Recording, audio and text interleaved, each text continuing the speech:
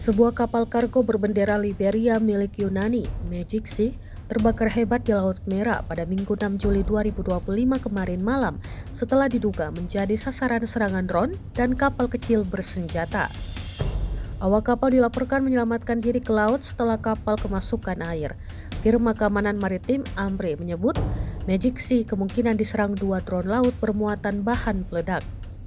Sebelumnya kapal itu juga ditembaki senjata ringan dan granat berpeluncur roket dari 8 perahu kecil.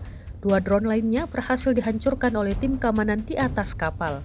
Saluran televisi milik Houthi, Al Jazeera mengakui adanya serangan di wilayah tersebut. Namun Houthi belum secara resmi mengklaim tanggung jawab atas insiden tersebut.